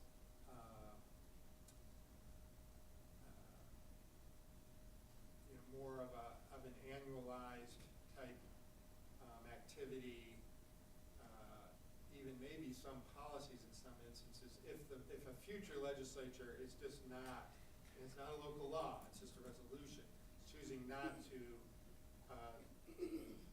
undertake that action anymore, you know, it's not necessarily going to be deemed, you know, a major problem, because that was a prior legislature's resolution, not the current one. So, but again, though, it's easiest if something is spotted and there's concern, then handle those go ahead, situations as get they it occur. rescinded, or should, And that's just what we're, then it's, yeah, there's it's no just what we're question. doing about a certain situation and some things that were brought up. Sure. And But the one that Kitty found, I mean, if we need to deal with that, then we should deal with it. Yep. Agreed. Yep. And certainly with the charter, commission, I mean, we will definitely look at the mays and the shalls, to see how they are, working out in today's times. You know, and then we thank you for that task, cause it is really, that's a mundane, challenging task, time consuming, and a lot of maze and shells that you have to read. But it's important work. Yes. And, you know, we really thank you for doing that work, and it's important because those are the rules in which we follow. You know, so under the legislature rules and procedures, the audit control committee specifically, there's not too many, so I'll read them, we can look at them. So it says, the committee shall study and make recommendations to the full legislature on all appropriations for all purposes. It shall work with the county executive, other elected officials, and the budget director in developing a tentative capital budget and the tentative operating and maintenance budget. Do you feel that the committee is fulfilling that? Is it sound? Is it something that sounds like it was more for then than for now. I don't know. I don't know. Agreed. When I first read that, it says that it should make, it should work more closely with making a tentative budget. We don't do that really at all. We look at the final product. So are we not taking part of that initial process, and should we? Or should we adjust that and say, review the tentative capital budget after Right. provided to us? Which is what we do, and it's a process that we use now and it works, so. So when I read that, that's why I wanted to reread it today, because it was a difference in what we're doing. We aren't part of the process. Right. Until the end. And so, Peter, go ahead. But I think respectively, it's also deemed the executive budget. It's never been the legislative budget, and therefore, much like we do anywhere else, and surprisingly, talking to other municipalities, the way we review it, the way we engage is much different than other municipalities. Part of that is, it's not, it comes to me in a pile we process, and we sit down with every 27 different department heads that I meet with and go over. So, yeah, that's always something that's been a concern of mine, that resolution is the legislature needs to be part. In the production of the budget, I would tend to disagree with that, because it is the executive budget that's being produced, not a tentative, legislature budget. And it's the legislature's job then to review, cut, add, et cetera, as it needs. So that was one of the concerns. I agree, as I read that and started looking at that process, that was. So, and that's why I started there. I mean, one, it's A, but also it says, should we change the word developing to reviewing the tentative capital budget? Mm-hmm. Because we aren't developing. Right. And to my knowledge, we never have. Had we? And what is proper? Do we need to be part of the process, or is it, as you say, part of the executive budget? And this verbiage is wrong. So. Well, the charter code and local laws provide that the county executive prepares a tentative budget and really has exclusive authority to do that. Right. I'm not sure where that sentence came from, but it's not to say the county executive can't, ask for your thoughts on things as he or she is preparing the tentative budget. They're free to do that or not do that. But, I'm not sure what that was meaning when it said, I'd make a motion, or a recommendation that we change developing into reviewing is probably more fit for what we're actually are doing and what we should be doing under charter, I suppose. Right. But we are, here it tells us we should be developing it, and we I aren't. guess subsection B there does say review That's right, so there should be consistency within this document. So whoever did this, there was no consistency. Can we do the charter in one sentence? So you're right, so, I mean, that's a whole, and I think that the developing could be changed to review. You know, B says review the aforesaid tentative budget after their presentation with the county executive and elected officials and the budget director and those department heads requesting revised budgets. It may summon other department heads to testify as it deems necessary in preparing the tentative capital budget, tentative operating and maintenance budget. The committee shall receive recommendations from the other outstanding committees related to priorities within their respective jurisdiction. So this I agree with, and, You just wanna change one word. yeah, Yeah. Shall we? shall. Sounds like a shell game to me. That one I didn't have any, any immediate red flag, whereas I did in A. Yep. C is recommend the full legislature such changes in the tentative budget as it deems appropriate after the budget has been legally established. It shall review any requested additions or transfers of funds between accounts or departments except those transfers authorized by executive transfer. No local enactment designed for committee review carrying an appropriate or transfer of money shall be acted upon by the full legislature until action shall have been taken by this committee except for otherwise provided herein. So that I was,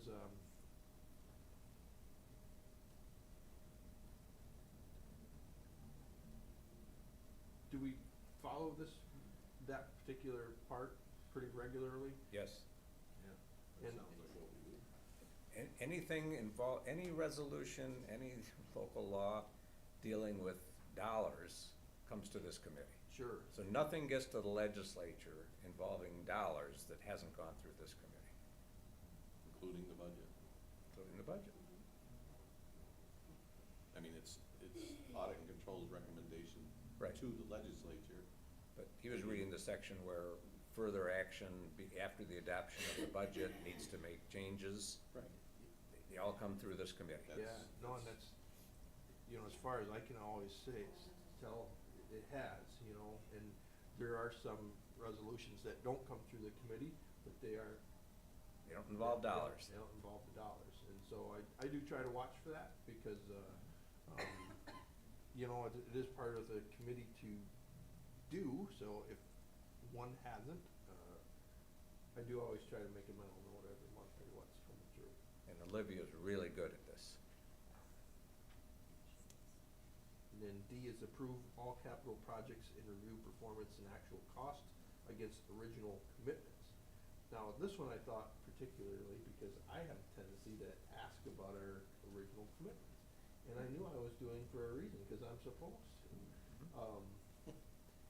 All these projects are always going over budget, or sometimes we get the under budgets, but, it is important to, and obviously someone else thought that because they put it in the rules and regulations. Don't we get those reports and we review? We get them, and we do, and that's, so it's important that we do that, and we do that, we We're have the fulfilling capital. that. We're fulfilling it, and I think it's pretty well stated, it's concise, and, but it's complete. E is deal with all matters pertaining to other municipalities in areas of tax exemption. We have those areas that we are surveying when that particular part of the time of the year is up, so we've reviewed those. F is, with the assistance of the finance director, budget director, and the county legislature's financial analysis. Do we have the financial analysis? We still have a legislature financial analyst, but essentially the position and that would be one of my recommendations to. That was the part I was talking Yes. about. We don't have. Right, we haven't had one in probably 8 years now. Because it's in the administrative code, I believe, that we have one. We have to have a person appointed, so Kathy Tampio has been our appointed person, and Olivia will be our appointed person for next year.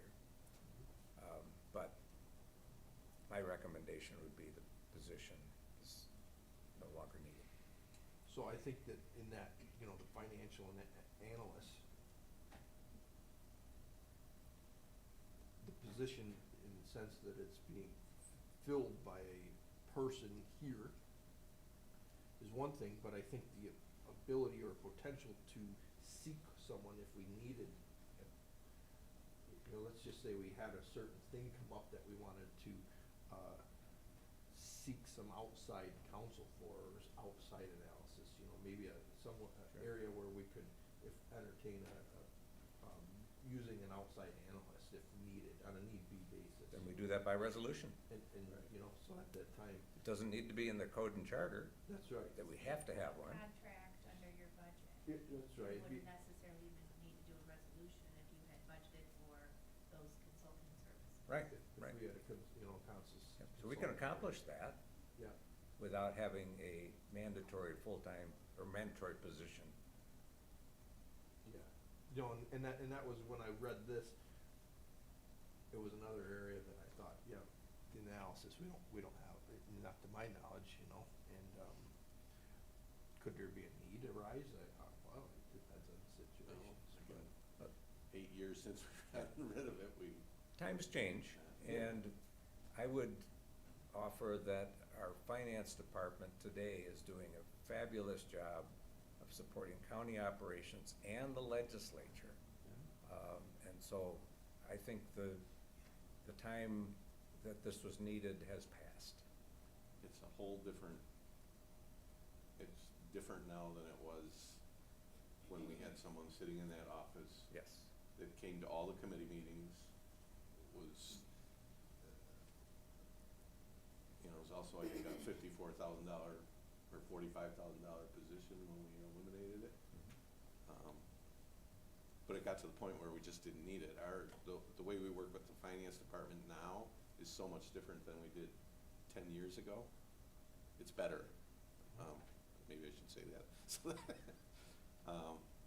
And we really don't, we realize too, because I think it's in there, is there somebody for policy and stuff? It is, you know, and well, so, But it got to the point we didn't need somebody, we didn't need any right-hand person helping us come up with stuff. no, and so, let's finish F and then G particularly covers some of that. But F, you know, the rest of it is, we shall monitor and recommend to the full legislature any necessary action regarding the county's investment policies, indebtedness, tax levy, tax rate, tax stabilization, fund balance, long-range financial planning, and other financial matters. Throughout the year, we do our, this through various, reports that, we hear. That did not exist 10 years ago. That's right. You know, we review our Right. financial, posture regularly. We review our,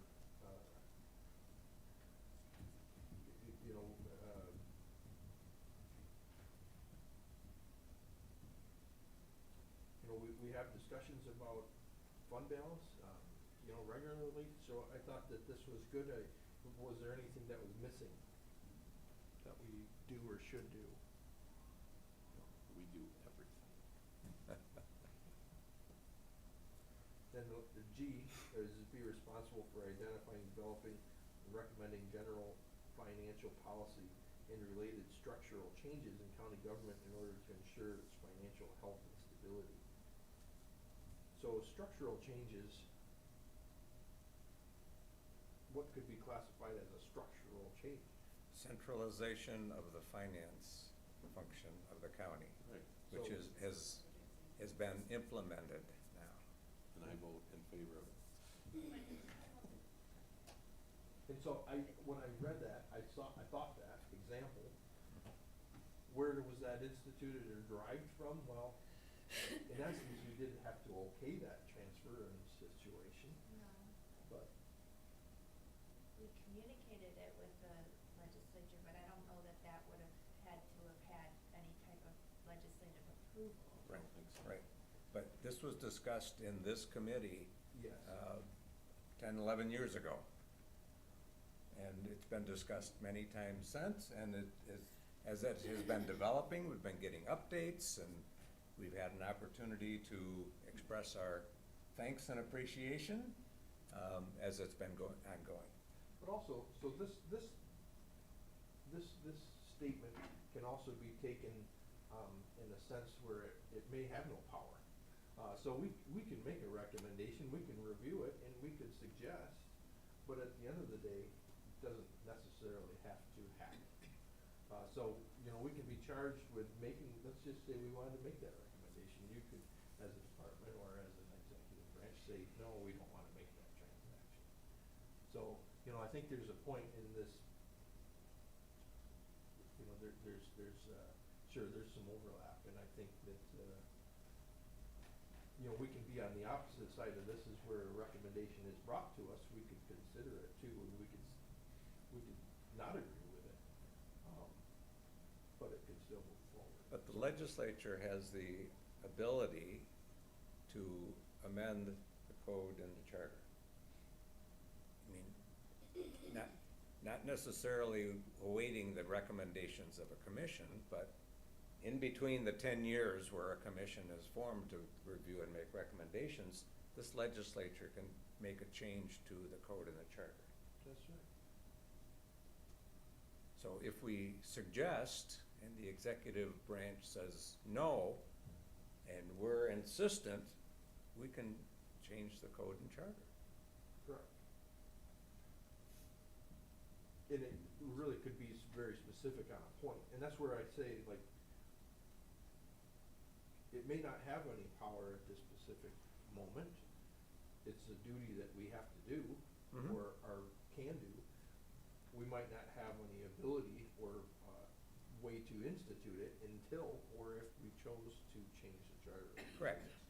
And so, I mean, it's a power, we're giving ourselves a power to be able to instigate that conversation, I guess. To start the process if we want to. Right. So,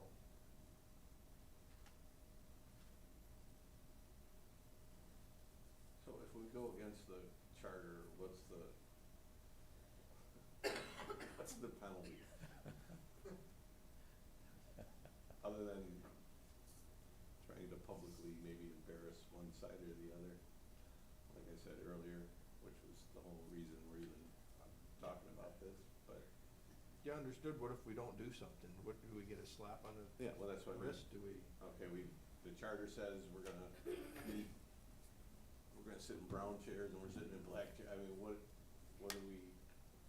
It just depends on, you know, what it is, as far as whether there's any ramification. Well, for Even- instance, the last question was how we proceeded through the budget and all this stuff. And I guess apparently we weren't doing it according to the letter of the. Okay. So- I mean, what? Okay. We didn't shut down the county Yeah, and. I mean, and with regard to some of these requirements, I mean, there's case law that addresses whether something is truly mandatory, even if the word shall is used, is it really intended to be absolutely mandatory, or is it more, the legal term is directory, which is, that's not meaning it's optional, but it's just the failure to do it doesn't cause some, you know, major problem in the operations of the government or otherwise.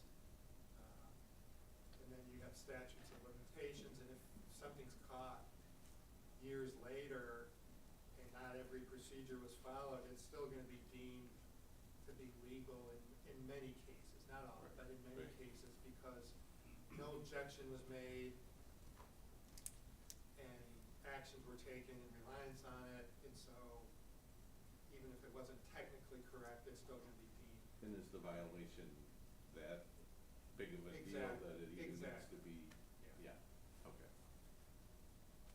Less is more. But again, you don't wanna be in those positions, arguing those things if you don't have to. No, no, Understood. Well, that's why we have a commission to review. And we listened to 20 minutes of what we didn't want to listen to already, so, okay. Not here, I don't mean previous. My opinion. Well, I will, thank everyone for making the time available today to discuss this, and I thank you for coming in, and, we certainly reviewed what we needed to. Kitty? Not to belabor the conversation, but I think a couple areas maybe you would want to consider, are things like corrective action plans that are approved in some majority of cases by resolution, which, for example, one of the ones regarding investments, it's so that anytime there's a discussion on investments, you're supposed to take minutes. Normally, under a discussion, you don't take minutes. So somebody sometime in the future has to remember that anytime the committee,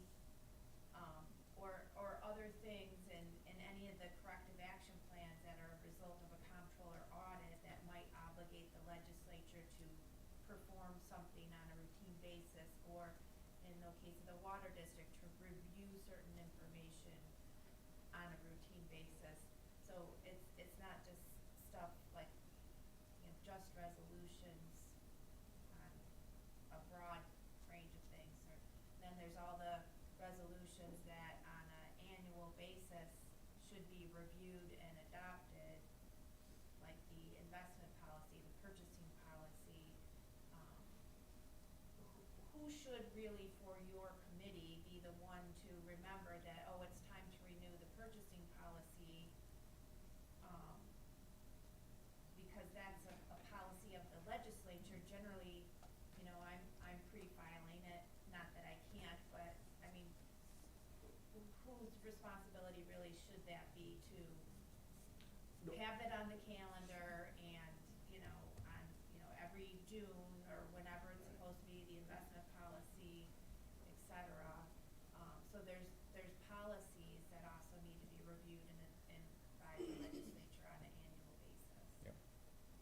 And the clerk of the legislature is undertaken a challenge to identify those and get those on the legislature calendar so that we can be prepared to follow through on those. So Olivia and her staff are doing a wonderful job of developing a legislature calendar, so we have those things in front of us in anticipation. I mean, especially with, turnover of people. That's right. If it's not in writing and we have a turnover. Yeah. I remember them every year, though, when you bring them up. I remember that we're supposed to do it. No, and I agree, because, I've sat in through a state audit and said, well, did you review this and when, and how is that documented? Mm-hmm. And so another reason of wanting to have this conversation is in lieu of some of that response. And to what Kitty said is, there's certain tasks that the legislature are formed to do. Now, it's not in our legislature rules and committees for the audit control committee to review the purchasing policy every year. I suppose that could be added, and that's what, at the end of those, is there another letter we need to add? That's something that it could be into that as well, because that could be another way to, the committee will review the purchasing policy. It's something that could happen. And it could be another way to check that. I think it is great that the legislature office is gonna put that into a calendar. Once created, it's easy to duplicate. Right. So it's just a matter of once getting everything in there. Now, could there be an addition to those committees that are reviewing that? Well, I think that could be potential too, because it just is another checks and balances as part of the system that, If it's necessary. if it's necessary, which it is necessary to do those things.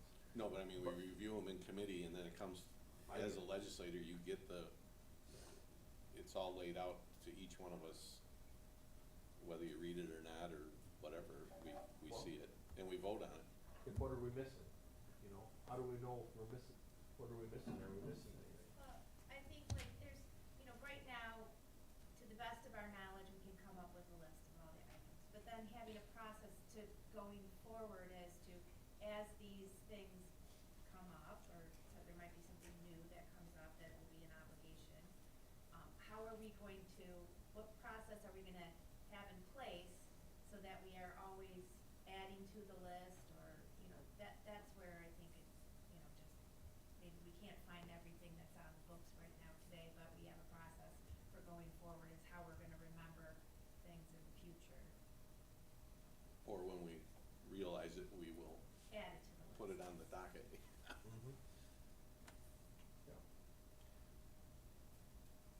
Well, and Kitty, I'm thinking about the example you gave of the corrective action plan for the North County Water District. And in that corrective action plan, it gives responsibilities to the finance department and the budget director to do certain things. Just as Olivia is creating a calendar for the legislature on what our responsibilities are that we have to do every year, I would think that the finance department, if they get an assignment like that, that's how they should come up with a method to make sure that they're doing this. And also, I think that at some point in time, it might be appropriate for the finance department to say, hey, 5 years ago, you gave us this assignment. We've been doing it, but should we discuss whether this needs to be continued or discontinued? And I think that should be part of your process as well, is that rather than just saying, yeah, we got this assignment 30 years ago and we're still doing it, we don't know if anybody's looking at it, you know, there should be a review process included in that as well. Wow. This, you know, I can get, Well, sure. we're reviewing reviews of I'm not Yeah. being critical of what you're saying, but. But I don't know that we give out that many assignments Right. by resolution. A corrective action plan is something that's more than just, yeah, we'd like to have this done. We made a commitment to the state controller that we would do this. Right. So that's something that has some weight to it. We need to be serious about following through on it. But that doesn't mean we do it forever, just because we committed to it, the state control. We could go back 5 years, 10 years later and say, we've considered that we'd like to modify what we're doing. State controller, you okay with this?